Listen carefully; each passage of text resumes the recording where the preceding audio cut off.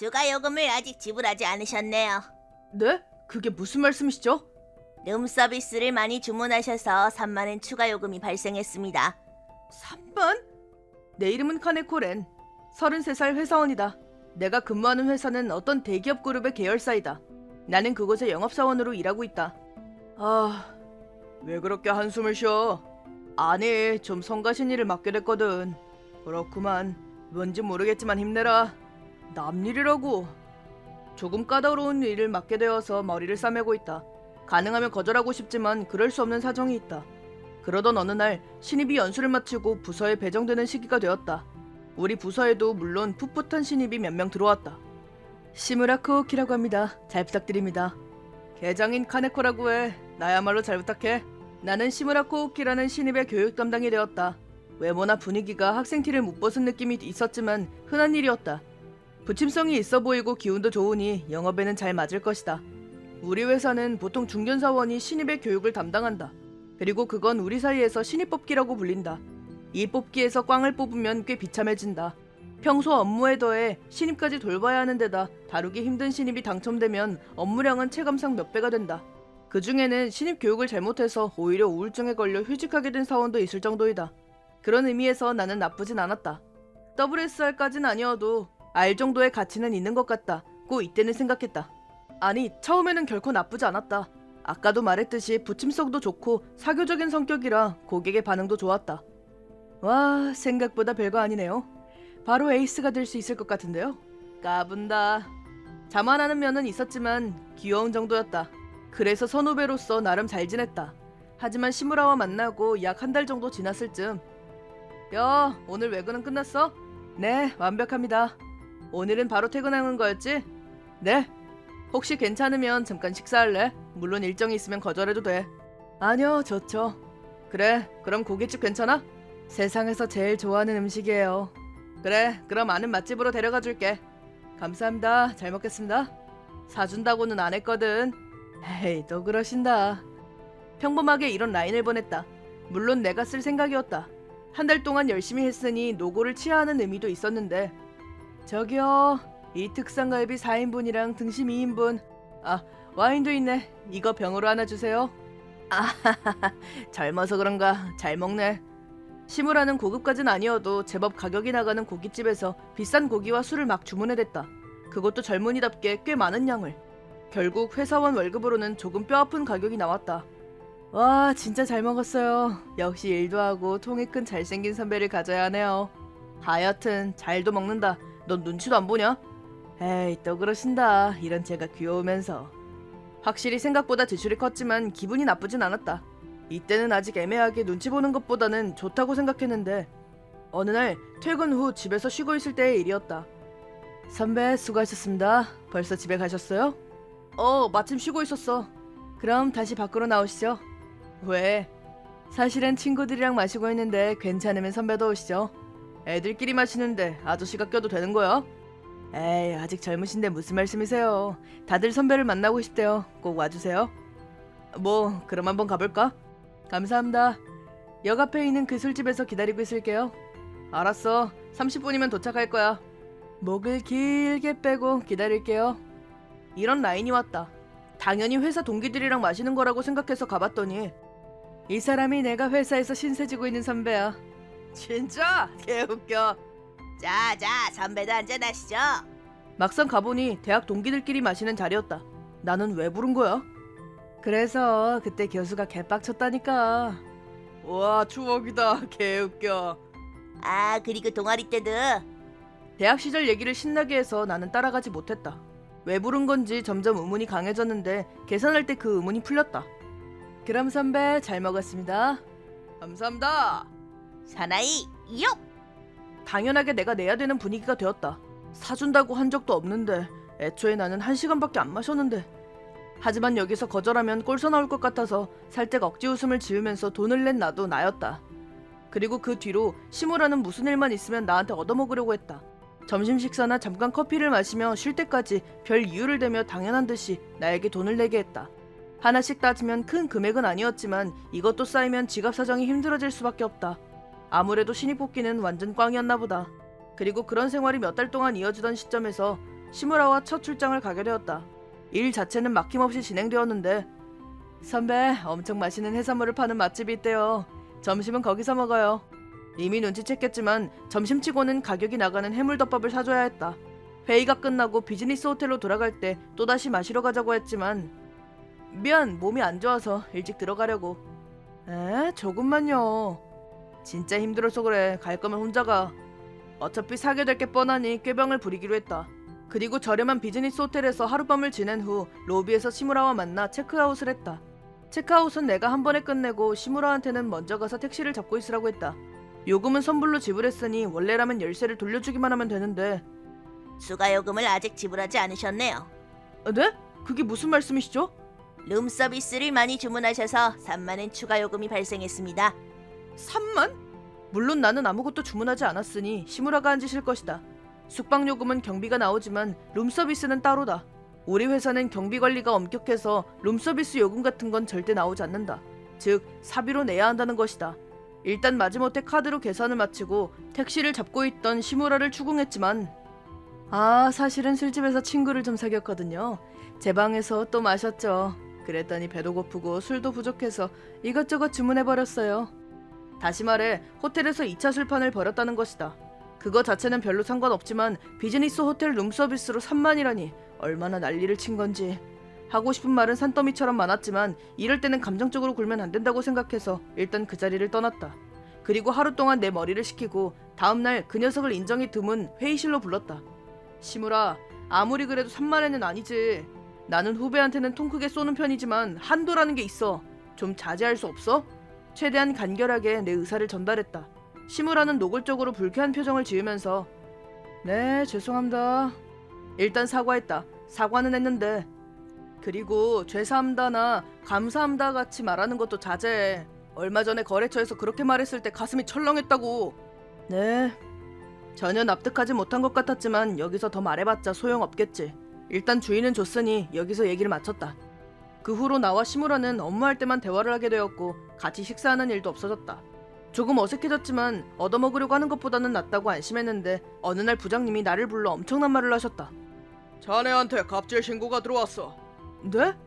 세상에, 시무라가 나를 갑질로 신고했다는 것이다. 물론 나는 시무라와 있었던 일을 모두 설명하고 갑질한 적이 없다고 주장했지만 그렇군. 그건 확실히 자네 잘못이 아니지. 하지만 그래도 요즘 시대가 시대라서 말이야. 신고한 쪽을 무시할 수도 없단 말이지. 라고 부장님은 머리를 싸매셨다. 뭐 이해는 된다. 내 편을 들어주고 싶어도 갑질이라는 신고가 들어온 이상 가만히 있을 수는 없다는 것이다.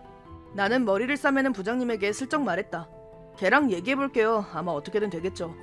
사실 나한테는 이 상황을 타개할 비장의 수단이 있다. 웬만하면 쓰고 싶지 않았지만 이렇게 일이 커졌으니 어쩔 수 없다. 그리고 다시 나는 녀석을 불러냈다. 왜요? 갑질 때문에요? 신고를 취소해달라고 부탁하려고 불렀어요? 녀석은 아주 우쭐한 상태였다. 뭐 하긴 입장이 역전될 만한 상황이긴 하다. 하지만 아니, 고개를 숙여야 하는 건 너야. 성심성의껏 사과하고 앞으로 태도를 개선한다면 기회를 주지. 그러자 녀석은 실컷 웃었다. 네? 뭐라는 거예요? 신고당해서 궁지에 몰린 건 선배잖아요? 무슨 농담이에요. 하나도 재미없는데요. 너 진짜 괜한 자존심은 버리고 사과하지 그래요? 엎드려 빌면 신고를 취소해줄 수도 있고요. 아무래도 마지막 기회를 걷어차고 싶나 보다. 그럼 어쩔 수 없지. 시무라가 성대하게 웃는 중에 회의실 문이 열렸다. 그렇군. 그게 네 원래 모습이었어. 그 자리에 나타난 건 50대의 위험 넘치는 남성이었다. 그 남성의 이름은 시무라 히로야. 아빠? 왜 여기 있어? 눈앞에 있는 건 시무라의 친아버지이자 수고가 많군, 가네코군. 아닙니다, 사장님. 사장님이다. 우리 회사가 아니라 우리 회사를 포함한 모든 계열 그룹의 정점에 계신 본사의 사장님이다. 얘기는 시무라가 입사하기 전으로 거슬러 올라간다. 본사의 호출을 받은 나는 사장님에게 직접 극비 미션을 받았다. 아들이 자네 회사에 신입으로 입사하게 되었네. 그래서 자네가 그 녀석의 일처리나 업무 태도를 지켜보고 보고해주길 바라네. 네. 사장님께는 코우키와 그의 동생인 2명의 아들이 있으신데 둘 중 한 명에게 자리를 물려주시려고 하신다.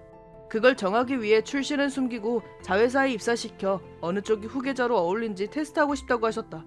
그 시험관 중 한 명으로 내가 선택받은 것이다.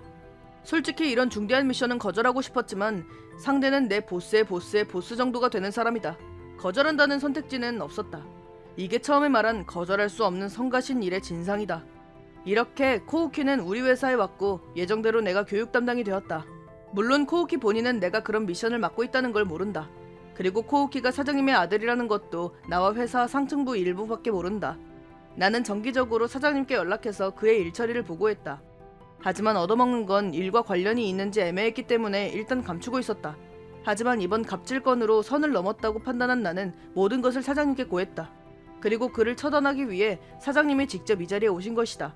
이런 사정을 세무라에게 모두 말하자 녀석은 안색이 창백해져서 에이 선배 잠깐 장난친 거예요. 진심으로 신고할 리가 없잖아요. 어떻게든 하려고 태도를 바꿨지만 가벼운 농담도 못할 정도로 동요하고 있었다. 그리고 사장님이 조용히 입을 여셨다. 너는 요령이 좋고 대학 시절 성적도 나쁘지 않았지. 하지만 아무래도 사람으로서 중요한 걸 배우지 못한 것 같구나. 후계는 동생인 마사키에게 맡기도록 하마. 잠시만요 아빠. 한 번 더 기회를 주세요. 마사키한테 지는 것만은 싫어. 기회라면 방금 가네코 군이 줬지 않나? 그걸 천박한 언동으로 비웃은 건 너다. 그럴 수가 몰랐단 말이야. 알았으면 잘했을 거라는 말이냐. 어차피 네 가면이 벗겨지는 건 시간 문제였을 거다. 너는 정말 근본적인 부분부터 완전히 글러먹은 것 같구나. 이 시점에서 이미 시무라는 울 것 같았지만 사장님은 거기에 쐐기를 박으셨다. 네가 이렇게 된 데에는 나에게도 책임이 있다. 그러니까 슬프지만 정했다. 뭐야, 나한테 여기서 뭘 더 어떡하라는 거야? 널 해고한다. 뭐?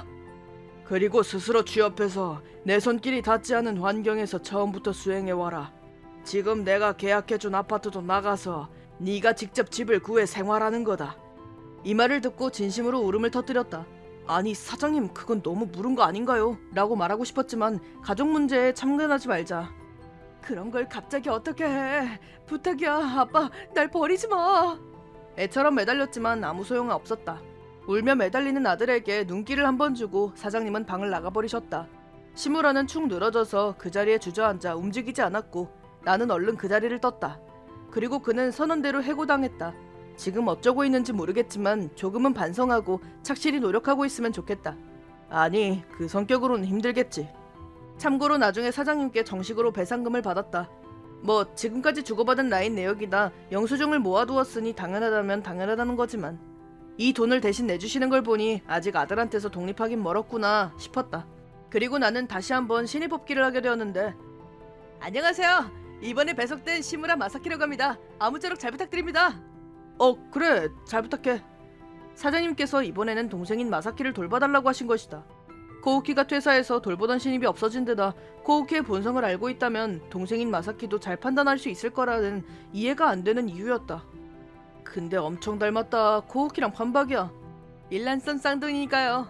근데 저보다 사교적이고 부침성도 좋은 코우키가 후계자가 될 줄 알았어요. 너는 그 녀석의 본성을 몰랐던 거야? 아니요 그건 알았죠. 그래도 이번에 카네코 씨에게 끼친 민폐만큼 멍청한 짓을 저지른 건 처음이었어요. 그래? 계속 그런 줄 알았어. 이건 추측이지만 아버지는 코우키가 후계자가 되길 바라셨던 것 같아요. 코우키도 기대받고 있다는 걸 알고 있었는데 회사에 들어오자마자 생각보다 일도 잘 풀리고 선배한테도 귀여움을 받으면서 거만해진 거겠죠. 하긴 코우키랑 마사키는 많이 닮았지만 이렇게 얘기해보니 정반대라는 걸 알 수 있었다. 게다가 마사키는 성실하고 실수가 없고 판단도 정확하다. 틀림없이 일은 잘한다. 하지만 확실히 사람을 끌어들이는 매력은 코우키에게 있었다. 사장이라는 남들 위에 서기 위한 재능은 코우키에게 있다고 생각하는 것도 이해가 됐다. 그리고 마사키는 그게 콤플렉스인 것 같다. 마사키 밥 같이 먹자. 코우키처럼 비싼 걸 막 먹는 건 안 되지만 그런 무례한 짓은 안 해요. 너라면 그렇게 말할 줄 알았어. 나는 코우키랑도 일해보고 너랑도 일해봤잖아. 그러면서 알게 된 건데 마사키 너는 남들 위에 서고 싶지 않은 거지? 그건 너는 머리가 잘 돌아가고 침착해. 그래서 사장을 서포트하는 역할이 더 적성에 맞다는 걸 스스로도 알고 있다는 거겠지. 선배 그 마음을 아버지께 제대로 말하는 게 좋아. 참고로 코우키는 지금 뭐해? 친구가 일하는 회사에 신세를 지고 있다고 해요. 저랑도 친구여서 코우키가 무슨 짓을 저질렀는지 미리 말해뒀어요. 그랬더니 내가 그 썩어 빠진 근성을 고쳐주지 라면서 꽤 엄격하게 굴리고 있는 것 같아요. 그랬구나. 그 녀석 아직 23살이지. 얼마든지 다시 시작할 수 있는 나이고 실제로 재능도 있다고 생각해. 너에게는 있고 코우케는 없는 것. 그것들을 잘 합칠 수 있다면 이 회사는 아주 좋은 회사가 될 거야. 코우키가 카네코 씨에게 무례한 짓을 잔뜩 저질렀는데 왜 그렇게 친절하게 대해주세요? 뭐 후배의 잘못을 바로잡는 것도 선배의 역할이니까. 아버지에게 어리광이 너무 심하니까 밖에서 잘 교정받고 회사로 돌아오면 다시 가르쳐줄 수도 있고. 저 사실은 코우키랑 같이 일하고 싶었어요. 옆에서 코우키를 돕는 게 저한테 잘 맞는다고 생각했거든요. 코우키는 사실 근본이 나쁜 녀석도 바보도 아니에요. 그러니까 나도 알아. 그 친구 회사에서 갱생하길 바라야지.